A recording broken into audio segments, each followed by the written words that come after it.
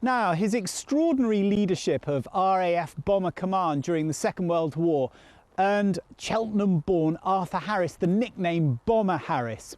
His ruthless implementation of the government's saturation policy, laying waste to cities like Dresden and Cologne, made him a hugely controversial figure.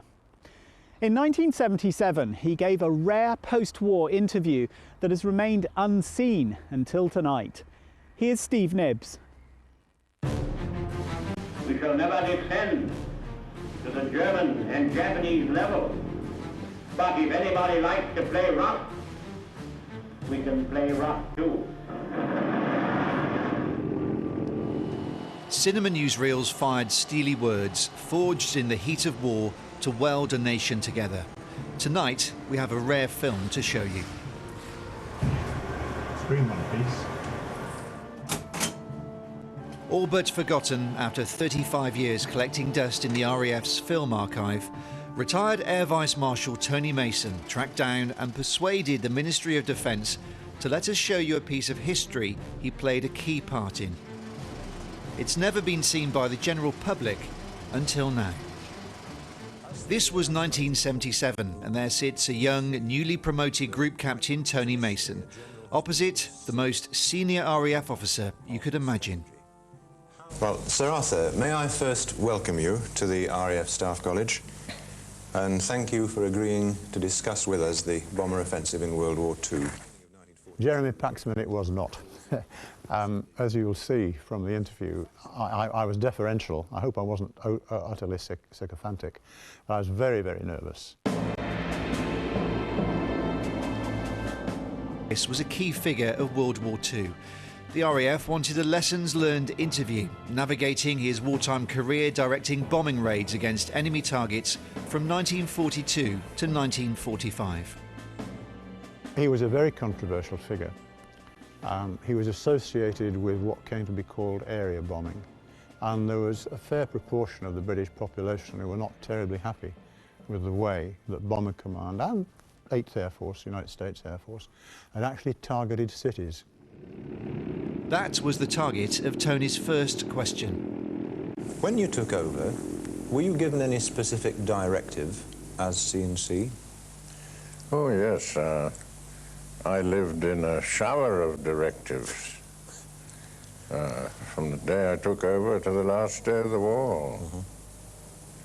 But the directive when I took over was the one that I wasn't to specifically aim at anything unless ordered to do so, except to blast the German cities as a whole. In the interview, Harris shoots down the myth that area bombing was his idea.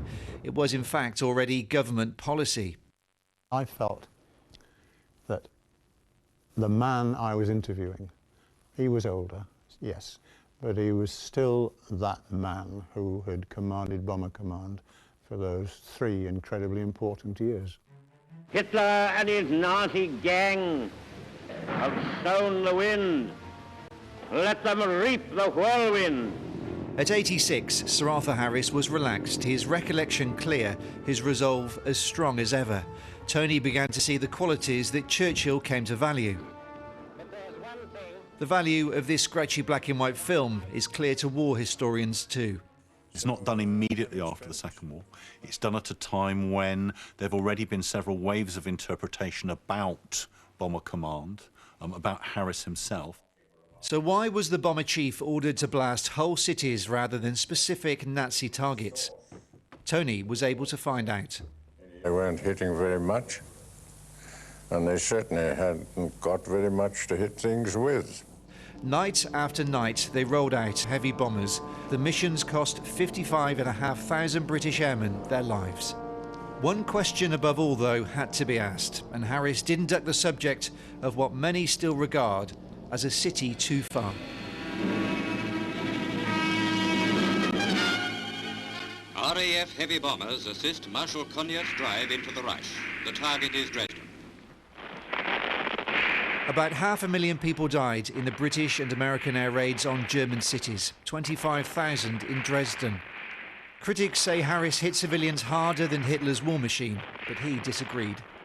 The bombers kept well over 1 million fit Germans out of the German army because of the bombing, manning the anti-aircraft defenses, making the ammunition, and doing urgent repairs, especially tradesmen. The attack on Dresden disfigured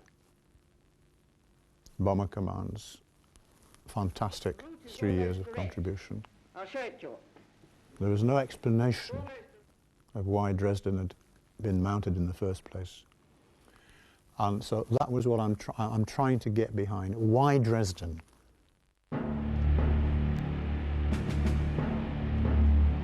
Harris clarified Dresden was one of 3 cities he was ordered to destroy to help the Russian assault on Germany. Great thing about this particular interview is its length. The subject clearly settles down and you get a sense of the emotion. You get a sense of the real person. Thought many times, actually, since I interviewed him, what was my summary of the man? Did that interview change my view? I mean, it did. Ruthless in the pursuit of an objective, utterly ruthless. Primary concerns the interest of Britain, aware, as he said, whirlwind, reaping the whirlwind. But the novelty to me was that beneath that there was an awareness of tragedy, there was awareness of what damage he'd inflicted, and there was enormous sensitivity about the lives which he had commanded to be lost.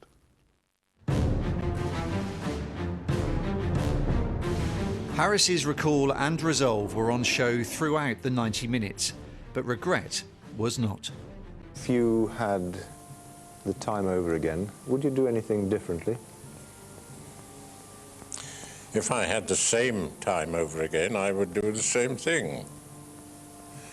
But I would always hope not to have the same time over again.